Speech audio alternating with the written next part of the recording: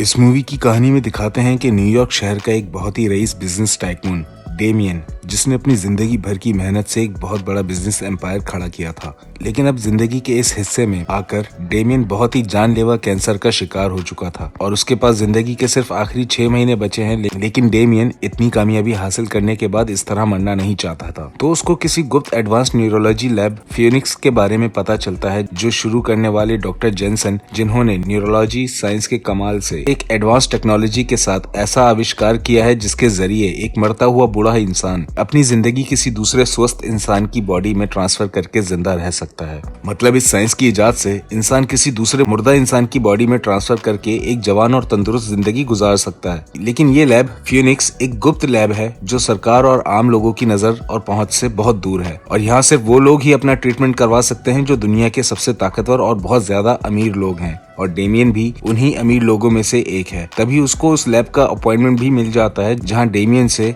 एल्ब्रेट आकर मिलता है, जो इस लैब का इंचार्ज है। और एल्ब्रेट वहां डेमियन को कुछ अलग अलग बॉडीज दिखाता है जिसके अंदर वो अपनी जिंदगी जिएगा। और उन बॉडीज के बारे में ये बताया जाता है कि ये लैब में बनाई गई बॉडीज हैं जो एक तरह से जिंदा लाश हैं, क्योंकि इनके अंदर सिर्फ कुछ मखसूस सेल्स जिंदा हैं और हमारी टेक्नोलॉजी से आपके दिमाग की पूरी याददाश्त और आपकी जिंदगी दूसरी बॉडी के अंदर ट्रांसफर की जा सकती है। और प्रोसेस करने से पहले एल्ब्रेट डेमियन से कहता है कि इस काम के लिए आपको अपने सब लोगों से दूर होना होगा और आपको किसी ऐसी जगह मरने का नाटक करना होगा जहां काफी सारे लोग आपको देख सकते हों। तो फिर दिखाते हैं कि डेमियन अपने एक दोस्त के साथ किसी रेस्टोरेंट में खाना खा रहा होता है, जहां वो अपनी तबीयत खराब करने का नाटक करता है। तो फौरन उसकी मदद के लिए वहां एम्बुलेंस आ जाती है, जो असल में फियोनिक्स लैब के ही लोग होते हैं, जो डेमियन को वहां से ले जाते हैं और खामोशी से उसी खुफिया लैब पहुंचा देते हैं जहाँ पे एल्ब्रेट डेमियन के ट्रीटमेंट की तैयारी कर रहा है। और डेमियन को दूसरी बॉडी के साथ एक एडवांस मशीन के अंदर लेटा दिया जाता है और उस मशीन के कमाल से वो ट्रीटमेंट पूरा होने के बाद डेमियन होश में आता है। तो तब वो खुद को उस दूसरी बॉडी के अंदर देखता है। वहीं डेमियन की असली बॉडी मर चुकी थी। अब इस ट्रीटमेंट के बाद डेमियन का काफी दिन तक इलाज चलता रहता है, क्योंकि वो बॉडी बहुत अरसे से बर्फ में रखी गई थी और उसके सारे मसल्स इस वक्त सही से काम करने की हालत में नहीं थे। इसी के साथ ट्रीटमेंट के कुछ साइड इफेक्ट भी दिखाए जाते हैं, जिसमें डेमियन जिस बॉडी में जिंदा था उसके दिमाग की कुछ पुरानी यादें उसको वापस नजर आने लगती हैं, जिसकी वजह से उसकी हालत काफी खराब होने लगती है। लेकिन इन यादों को रोकने के लिए एल्ब्रेट डेमियन को एक दवाई देता है जिसका रोजाना डोज लेने से इन यादों का आना बंद रहेगा। वहीं इस सब के चलते डेमियन का इलाज और एक्सरसाइज भी चल रही होती है। और कुछ टाइम बाद जब डेमियन काफी बेहतर हो जाता है तो एल्ब्रेट उसको किसी दूसरे घर शिफ्ट कर देता है, क्योंकि एल्ब्रेट और वो लैब अपने एक्सपेरिमेंट वाले कस्टमर्स के ऊपर कड़ी नजर रखते हैं और उनको अपने कंट्रोल में ही रखना चाहते हैं। जिसके बाद डेमियन को रेस्ट और अपनी जिंदगी की नई शुरुआत करने के लिए उस नए घर में शिफ्ट कर दिया जाता है, जहां जिंदगी गुजारते हुए डेमियन का एक दोस्त भी बन जाता है जिसका नाम एंटोन है और वो डेमियन के पड़ोस में ही रहता है। तो डेमियन उसके साथ मिलकर अपनी जिंदगी के मजे लेते हुए एक दिन डेमियन उस दवाई का डोज लेना भूल जाता है, जिसकी वजह से वो दोबारा उन्हीं यादों के दौरे में जकड़ जाता है, जहां उसको दूसरे की जिंदगी की पुरानी यादें दिखना दोबारा शुरू हो जाती हैं, जिसमें वो सेंट लुइस शहर में अपनी एक बीवी और बेटी को भी देखता है।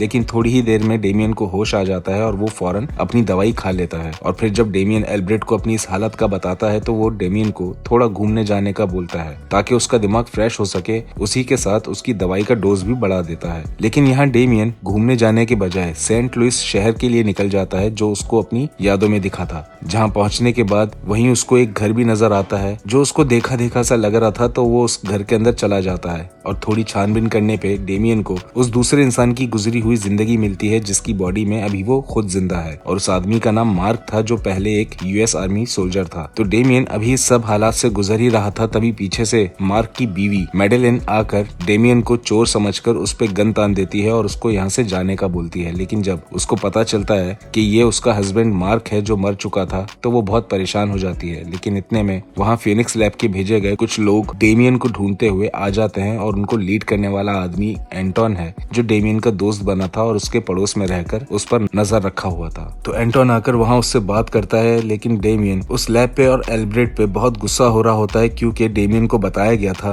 कि ये बॉडी लैब में बनाई गई गई है, लेकिन ये बॉडी असल में एक उस इंसान की है जिसकी फैमिली मुझे मार्क बुला रही है। इस सब के गुस्से में डेमियन अपनी दवाई का डोज खाने बाथरूम जाता है, लेकिन वहाँ एक हथियारबंद आदमी को मारकर उसकी गन उठा लेता है। तो शोर की आवाज सुनकर एंटोन फिर से डेमियन से बात करने आ जाता है, लेकिन इस बार डेमियन उसकी कोई बात नहीं सुनता और दोनों की लड़ाई शुरू हो जाती है। और उसी लड़ाई में डेमियन एंटोन को घर से बाहर ढकेल देता है और वापस अंदर जाकर मैडेलिन को उठाकर वहाँ से निकलने की कोशिश करता है। वहीं दूसरी तरफ एंटोन उस पूरे घर को आग लगवा देता है ताकि डेमियन के साथ साथ मैडेलिन भी मारी जाए। लेकिन डेमियन मैडेलिन को लेकर बेसमेंट के रास्ते से निकलते हुए बाहर मौजूद फ्यूनिक्स लैब के आदमियों को मारता हुआ वहाँ से निकल जाता है। और वहाँ से जाने के बाद दोनों जाकर मैडेलिन की बेटी एना को स्कूल से पिक करते हैं, जिसके बाद डेमियन दोनों को लेकर कुछ देर छुपने के लिए एक रूम में रुक जाता है और फ्यूनिक्स लैब के साथ एल्ब्रेट के बारे में रिसर्च करने बैठता है, जहाँ उसको पता चलता है कि डॉक्टर जेनसन जिन्होंने इस टेक्नोलॉजी का इजाद किया था वो एक प्रेस कॉन्फ्रेंस में मारे गए थे। लेकिन असल में डॉक्टर जेनसन भी खुद पे बॉडी ट्रांसफर एक्सपेरिमेंट करके खुद को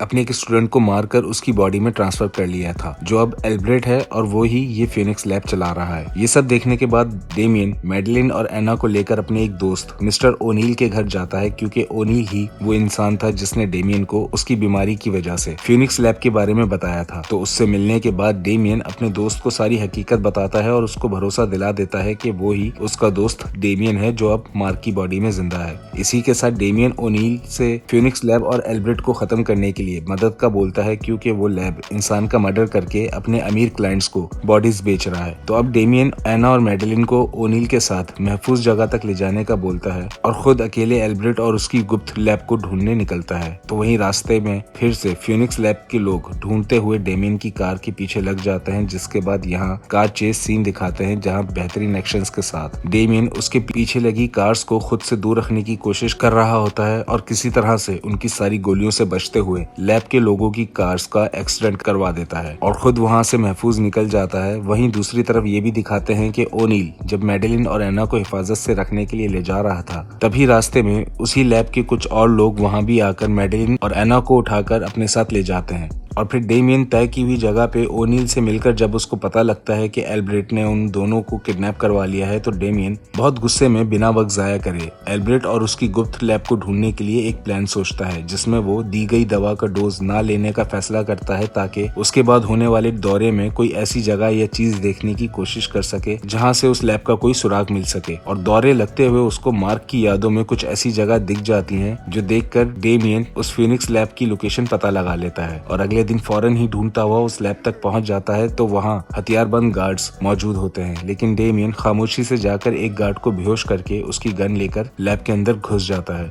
जिसके बाद लैब के अंदर वो मैडेलिन और एना को ढूंढता हुआ उसी कमरे में पहुंच जाता है जहां एल्ब्रेट बॉडी ट्रांसफर का काम करता है। तभी वहां एल्ब्रेट भी डेमियन को पकड़ लेता है, क्योंकि अब दोबारा से डेमियन के ऊपर बॉडी ट्रांसफर के एक्सपेरिमेंट करके उसकी बॉडी में अपने खास आदमी को ट्रांसफर करने का बोलता है। तो ये सुन के डेमियन किसी तरह से बंदूक में से एक गोली निकालकर अपने मुंह में बंद कर लेता है, क्योंकि वो ये बात जानता था कि इस एडवांस टेक्नोलॉजी वाली मशीन में किसी भी किस्म का धातु अगर हुआ तो वो एक्सपेरिमेंट पूरा नहीं हो पाता, क्योंकि मशीन के मैग्नेटिक फील्ड्स उस धातु पे असर करेगी, ना कि इंसानी बॉडी पे। और बॉडी ट्रांसफर के एक्सपेरिमेंट पूरा होने के बाद जब डेमियन को होश आता है, तो वो एल्ब्रेट का खास आदमी एंटोन बनने का नाटक करता है और अपने साथ के लोगों से बंदूक लेकर बहाने से मैडेलिन और एना तक चला जाता है और वहां जाते ही अपने साथ आए दोनों आदमियों को गोली मार देता है। वहीं दूसरी तरफ एल्ब्रेट को भी वो गोली मशीन में चिपकी हुई नजर आ जाती है, जो देखकर वो समझ जाता है कि डेमियन अभी उसी बॉडी में जिंदा है। और अब डेमियन एना और मैडेलिन को लेकर उस कमरे से निकलता है और लैब में मौजूद सारे गार्ड्स को मारता हुआ वापस एल्ब्रेट को खत्म करने उसी एक्सपेरिमेंट रूम में पहुंच जाता है और वहां मौजूद एक फ्लेम थ्रोवर गन से एल्ब्रेट को जिंदा जलाकर मार डालता है। और यहाँ इस मूवी की कहानी खत्म होती है।